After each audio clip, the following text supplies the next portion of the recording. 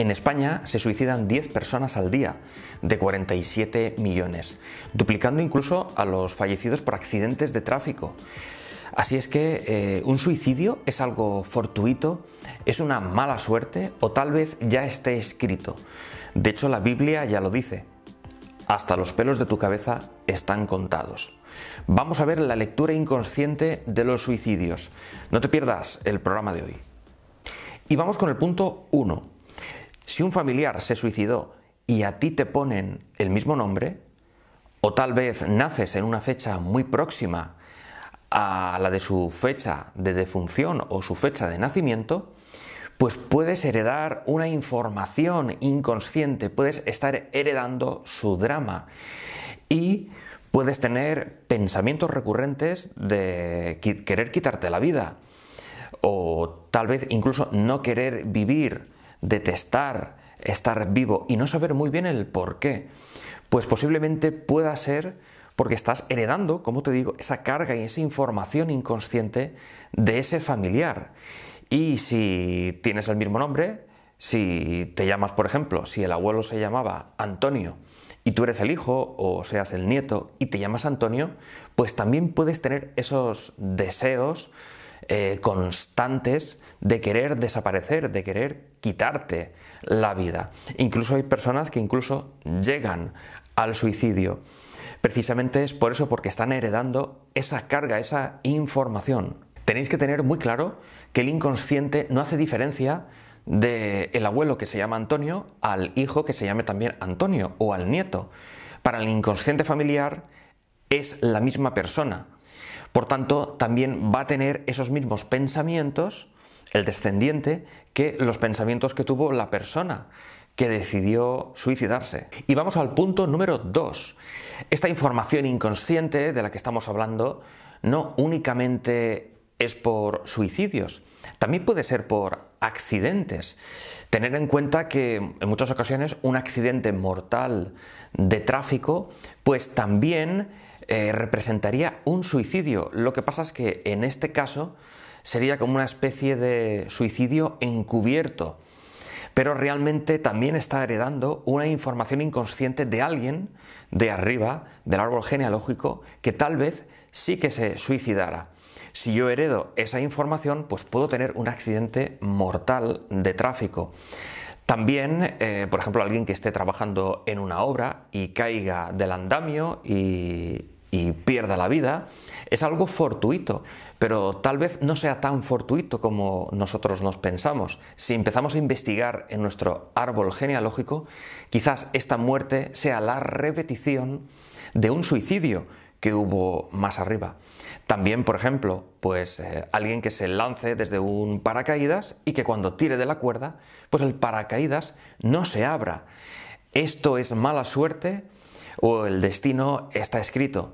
Como os digo, esto es una información inconsciente. Se tiene que seguir repitiendo el mismo drama hasta que de alguna forma alguien lo evidencie y tome conciencia de todo esto.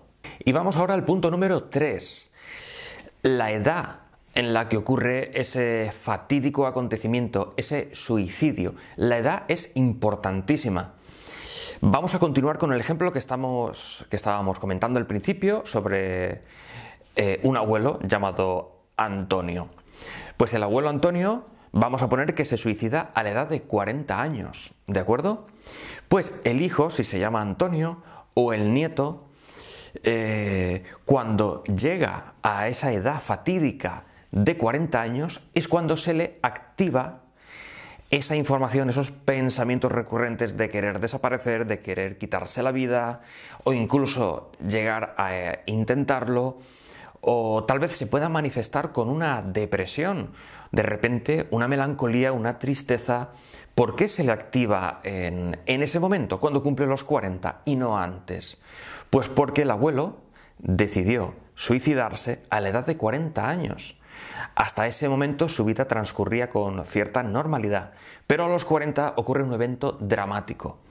Si le pasa esa información de una forma inconsciente a su hijo o a su nieto o a cualquier otra persona del árbol familiar, cuando ese familiar cumple esa edad, en este caso, en este ejemplo, los 40 años, es cuando empieza a activarse toda esa depresión, esa tristeza, o empiezan a venir a la mente esos pensamientos muy recurrentes de querer desaparecer, de querer quitarse de en medio.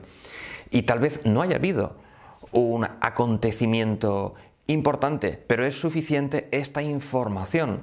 Se activa cuando llegamos a esa edad concreta en la que el ancestro tuvo ese fatídico desenlace.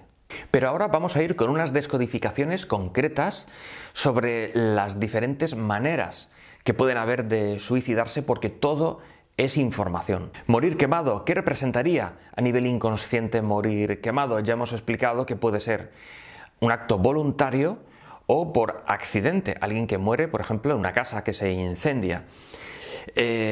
Fijaros que esto es simbología, tenemos que entender el lenguaje del inconsciente. El lenguaje del inconsciente son los símbolos, los arquetipos, como sabéis. ¿Y qué representaría el fuego? Pues el fuego viene del sol. El sol es el arquetipo que representaría al padre, a la figura paterna. Por lo tanto, alguien que pierde su vida con el fuego, a través del fuego, lo que está manifestando o representando es que había un conflicto inconsciente con papá.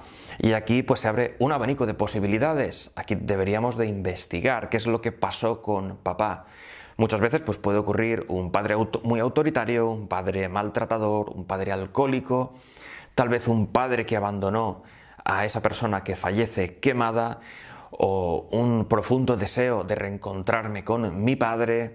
Es decir, habría que investigar, pero ese vínculo, esa conexión con el fuego sería un grave conflicto con papá, con el padre, ¿de acuerdo? Habría que mirarlo bien, porque tal vez en algunos casos a lo mejor no es el padre, a lo mejor es el abuelo, en aquellos familiares que fueron, aquellos niños que fueron criados en vez de por el padre, por el abuelo, pues quizás ese conflicto sería con el abuelo. Por eso siempre hay que tener esa flexibilidad a la hora de investigar. Otra descodificación, los medicamentos.